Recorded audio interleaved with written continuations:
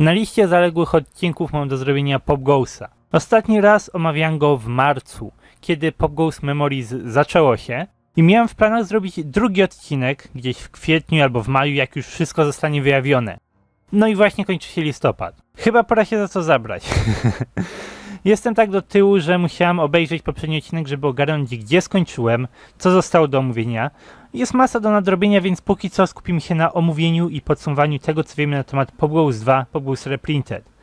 Strasznie mi ciężko się za to zabrać, przerabiam ten scenariusz od zera już któryś raz, więc dzisiaj skupimy się jedynie na fabularnej stronie Pop Goes Reprinted, także wspomnę też trochę na temat Pop Goes Finale.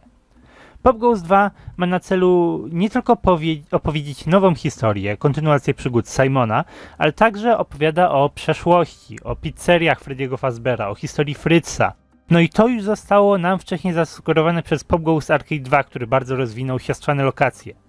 Memories wyjaśnia nam Pop Goesową interpretację Fredbear's Family Diner. Ta lokacja została rozwinięta w 4-częściowym memory cardzie numer 23. We Fredbear's znajdował się sam Fredbear, Spring Bonnie, ale jak się okazuje, tak samo pojawia się tam marionetka i JJ. Ta interpretacja Fredbearsu została wykorzystana w bardzo ciekawy i wyjątkowy sposób. Na scenie znajdowało się dwóch aktorów w sprężynowych strojach i każdy kontrolował jakąś zabawkę. W trybie animatroników dwójka była samotna na scenie, ale kiedy tylko zaczynali pracować aktorzy, Fredbear kontrolował marionetkę, a Spring Bonnie kontrolował JJ. Jak sama nazwa wskazuje, marionetka była po prostu marionetką. Aktor w stroju Fredbeara ruszał nią jak lalką, ale JJ działała trochę inaczej, była robotem z guzikami na głowie, które Spring Bonnie naciskał i nią kierował. Jest to bardzo pomysłowa interpretacja tych dwóch postaci. Ale sama idea JJ jest dosyć creepy, jako że Spring Bonnie był później używany przez Simona do mordowania dzieci. Te memory cardy sugerują, dlaczego właśnie wybrał Bonniego, a nie Fredbeara. Spring Bonnie dosłownie trzymał rękę na głowie małej dziewczynki. Pomysł brzmi fajnie, ale to prawdopodobnie on mógł zachęcić Simona do takiego, a nie innego rodzaju morderstw. Sam Kane zasugerował ewentualność, w której Spring Bonnie mówi małym dziewczynkom, żeby zostały jego JJ, zaciągając do safe roomu. Koncept jest ekstremalnie creepy i z tego samego powodu bardzo wpasowuje się w horrorową historię. Sama JJ jest, jak się okazuje, 7. strachem Fritza, nowym dodatkiem po tojach i marionetce. Nie zostało jeszcze dokładnie wyjaśnione, dlaczego jest jego strachem, ale memory cardy podają nam parę wskazówek. Fritz boi się JJ z powodu jakiegoś incydentu w przeszłości, a wiemy też, że JJ została zniszczona w jakimś wypadku w 1979 roku. Mając te dwie rzeczy, tą traumę najwidoczniej spowodowało zniszczenie JJ. Fritz albo ją zniszczył, albo był świadkiem zbrodni. Co tym bardziej za tym świadczy, to sam fakt, że Fritz stworzył Dreamcatchera, jak Strings do marionetki, tak samo Buttons został stworzony do JJ. Strings ciągnął za sznurki marionetki, a Buttons wciskał guziki JJ, co miałoby pokonać ten akurat strach. Ale skąd w ogóle wiedział o tych guzikach? Raczej nie było to coś oczywistego dla klientów, zwłaszcza dla dzieci. Dlatego też możliwe, że gdy nikt nie patrzył, to Fritz podszedł do robota, zauważył guziki, wcisnął je na próbę, przez co zepsuł JJ, może też przewrócił robota. Lubię taką wersję wydarzeń, to tylko moja wymyślona, że JJ przewróciła się, czapka spadła jej z głowy, co wyglądało jakby roztrzaskała się jej czaszka i to właśnie przeraziło Fritza. Nie wiem, taka moja interpretacja. Wydarzyło się najpewniej coś w tym stylu. To taka spora zmiana w przyszłości Fritza. Jest też mowa o cameo animatronikach i wszystkich siostrzanych lokacjach, ale oni już zdążyli się pojawić w Pop Goes Arcade 2. Cameo animatroniki będą mieć też swoją rolę w nadchodzącym Pop Goes Finale.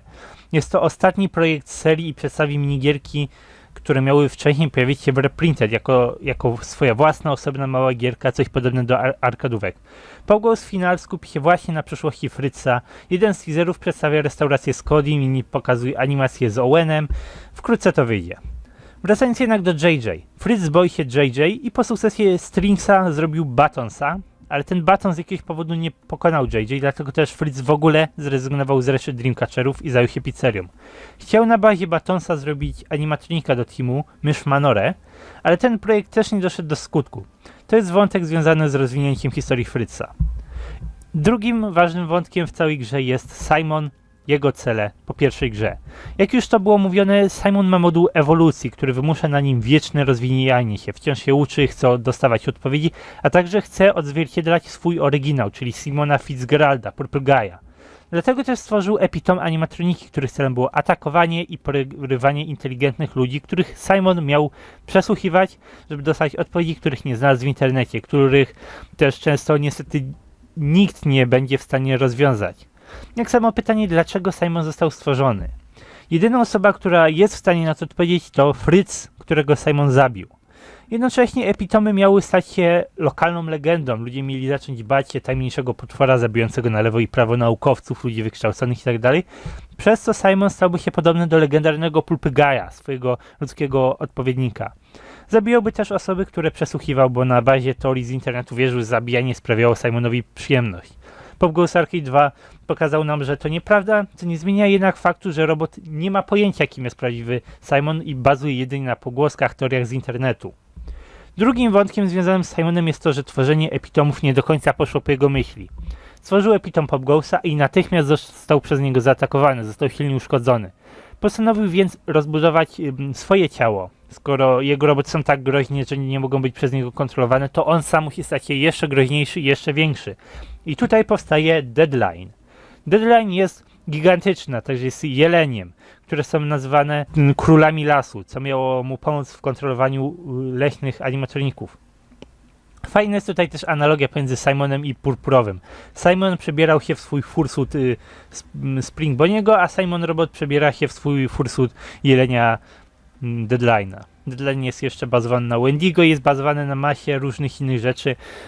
Ma całego czteroczęściowego memory carda, którego już dzisiaj nie będę omawiał jakoś tam bardzo głęboko. Głównym celem Deadline jest dowiedzenie się wszystkiego, czego można o świecie. Przegooglował cały internet, ale są rzeczy, których sam się tam nie dowiedział, nie wie dlaczego został stworzony i nikt mu na te pytania nie odpowie, więc będzie zabijał ludzi ciągle i ciągle, aż ostatecznie cóż, całej ludzkości nie wybije i najpewniej zostanie w jakimś momencie zniszczony, pokonany. Deadline to w miarę obszerny temat, więc zapraszam sobie do poczytania sobie na jego temat, tego całego czteroczęściowego memory carda. Możliwe, że zrobię na ten temat jeszcze jakiś osobny odcinek. Deadline to bardzo fajna postać, polecam się zainteresować. Sam Fritz, choć niby zginął w pierwszej części, jest podtrzymywany przy życiu dzięki modułowi, który ma wszczepiony w mózg. Choć jego ciało umiera, to jego mózg, umysł wciąż trzyma się w Weaselware i Fritz próbuje nam pomóc, rozmawia z nami, nakierowuje nas na poprawne informacje, chce nam pomóc pokonać Simona. I to jest właśnie ta postać, która mówiła w kodzie źródłowym strony Pop Goesa. No i jako, że zdecydowanie za długo mi zajmuje robienie tego odcinka, w tym odcinku nie będę mówił o gameplayu Reprinteda, ale powiem wam o samym zakończeniu, o samym celu tej gry. Gameplay na finalnej nocy na dobrą sprawę nie jest już normalnym gameplayem. Normalni przeciwnicy znikają, a ostatniej nocy Simon kończy swój upgrade i finalnie stanie się Deadline'em. Kiedy jest już do wszystkiego gotowy, nie jesteś w stanie się przed nim bronić, czy w jakikolwiek sposób go oszukać. Więc ten będzie się do ciebie zbliżał bardzo szybko. Za pierwszym podejściem cię zabije. Nie jesteś w stanie się przed nim bronić, nie jesteś w stanie się przed nim schować. Tyle, koniec gry. Gdy podejdziesz do finalnej nocy po raz drugi, zabije cię dokładnie tak samo, za trzecim razem dokładnie tak samo. Tej nocy nie da się przejść. Ten animatronik zabije cię od tak. W którymś momencie wyleciałyby napisy końcowe i informacja, że Deadline'a nie da się pokonać. Dlatego też, żeby zdobyć dobre zakończenie, trzeba rozmawiać z Fritzem, z tym Echo Fritzem, jak ja go nazywam, przejść wszystkie minigierki i zabić Deadline'a od środka. Zgodnie z obietnicami ogarnięcie minigierek było jeszcze gorsze niż w oryginalnym Pop Goesie, jeszcze trudniej było ogarnąć, o co tutaj chodzi. Jak mieliśmy dowiedzieć się w grze, cała pizzeria może zostać wyłączona jednym guzikiem i wszystkie roboty zostaną zabite, skasowane w tym samym momencie. Ale ten guzik jest zablokowany i można go użyć tylko, jeśli Fritz został uwolniony od swoich koszmarów. No i nie jestem pewny, czy jako Strings musimy uwolnić Fritza od koszmarów, czy oszukać Weaselware, żeby myślało, że koszmary zostały pokonane, ale musimy to zrobić pod postacią minigierek. Jeśli nam się to uda, guzik zostanie odblokowany i pokonamy Deadline'a ostatniej nocy, choć jednocześnie sami też zginiemy. Ostatnią kwestią Stringsa, bo Strings miał mówić coś w tym zakończeniu, to wiadomość "You won't come back", już nie powrócisz, jako nawiązanie do cytatu związanego z Williamem "I always come back", zawsze powracam. Tak mniej więcej wygląda główna fabuła dookoła Pop Goes 2, Pop Goes Reprinted. Możliwe, że omówię jeszcze samego Deadline'a i sam gameplay Pop Goes Reprinted. Jest parę rzeczy, na które tutaj chciałem zwrócić uwagę, ale mówię, nie jestem w stanie się ogarnąć z tymi odcinkami, robię go od pół roku. Prawdopodobnie będzie miało to też związek z Pop Goes finale, które jest w pracach i niedługo wyjdzie. Także dziękuję wam wszystkim za oglądanie i na ten moment to tyle. Powiedzcie mi, co sądzicie o Pop Goes Reprinted, co byście chcieli usłyszeć w następnych odcinkach, żebym mógł to jakoś zorganizować w sensowny sposób. Póki co, do zobaczenia w następnych odcinkach. Cześć!